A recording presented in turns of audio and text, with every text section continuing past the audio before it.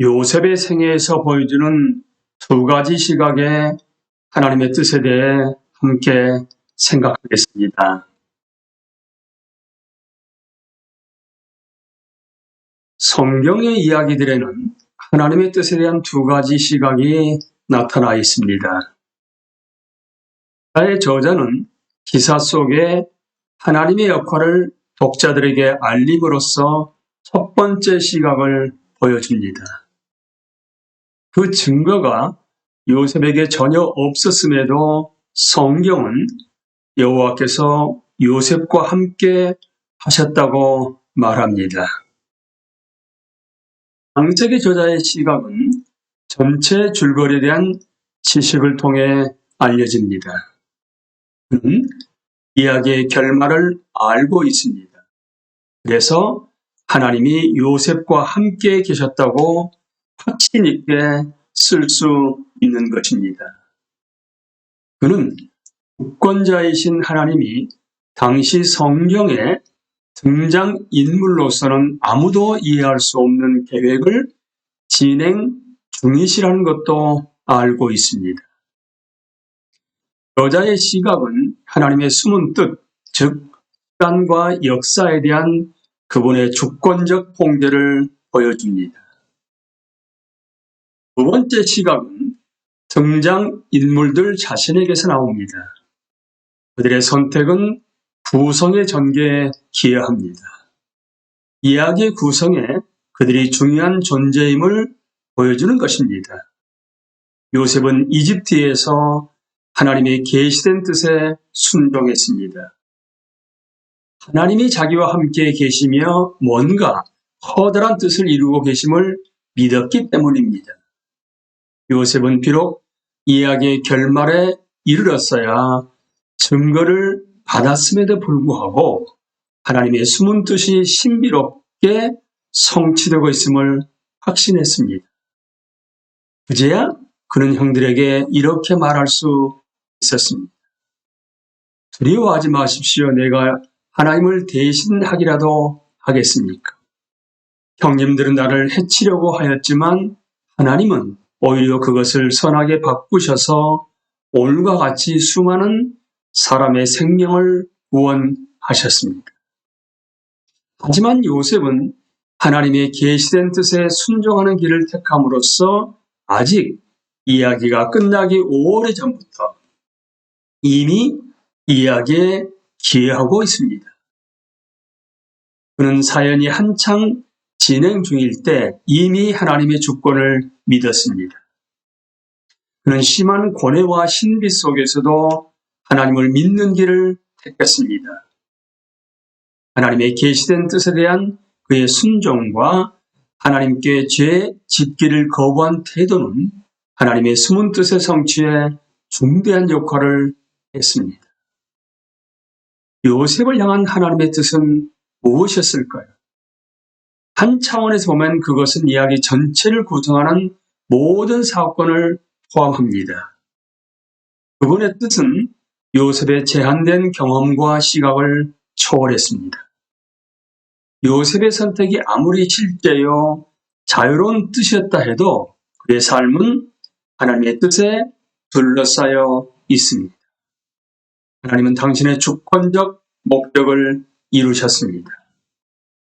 요셉은 많은 선택을 내렸지만 그 점에 있어 하나님의 뜻을 행하기로 선택한 것은 아니었습니다. 하나님의 뜻은 단순히 이루어졌습니다. 그리고 이야기는 잘 끝났습니다. 그래서 요셉은 형들에게 이렇게 말합니다. 그러나 이제는 걱정하지 마십시오. 자책하지도 마십시오. 형님들이 나를 이곳에 팔아 넘기긴 하였습니다만 그것은 하나님이 형님들보다 앞서서 나를 여기에 보내셔서 우리의 목숨을 살려주시려고 그렇게 하신 것입니다. 이 땅에 흉년이 든 지 이태가 됩니다. 앞으로도 5해 동안은 밭을 갈지도 못하고 거두지도 못합니다. 하나님이 나를 형님들보다 앞서서 보내신 것은 하나님이 크나큰 구원을 베푸셔서 형님들의 목숨을 지켜 주시려는 것이고 또 형님들의 자손을 이 세상에 살아남게 하시려는 것입니다. 그러므로 실제로 나를 이리로 보낸 것은 형님들이 아니라 하나님이십니다. 하나님이 나를 이리로 보내셔서 바로의 아버지가 되게 하시고 바로의 온 집안의 최고의 어린이 되게 하시고 이집트 온 땅의 통치자로 세우신 것입니다. 그러나 큰 차원에서 보면 하나님의 뜻은 요셉이 살면서 내린 지혜로운 선택들, 고난 중에 취한 삶의 노선, 그가 살고자 했던 삶의 질로 이루어집니다. 이 점에서 요셉은 하나님의 뜻을 행했습니다. 그가 하나님의 뜻이 이루어지게 했습니다. 그는 하나님의 숨은 뜻을 항상 이해할 수는 없었습니다. 특히 자신의 고난에 대해 그랬습니다. 그러나 그는 하나님의 계시된 뜻을 알았습니다. 하나님을 의지하고 다른 사람들에게 신임을 보이며 열심히 책임감 있게 일하고 순결함을 지키는 것이 자신의 소명임을 알았습니다.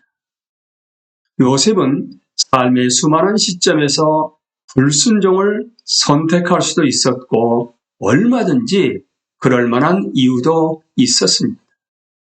그는 보디발의 집에서 직무를 게을리하여 주인의 권위를 실추시킬 수도 있었습니다. 보디발의 배반에 냉소적으로 반응할 수도 있었습니다. 동료 제소자들을 착취해 자신의 불행을 그들에게 화풀이 할 수도 있었습니다. 바로의 술 맡은 관원장과 떡 굽는 관원장이 꿈 이야기를 했을 때 그들에게 거짓말을 했을 수도 있었습니다.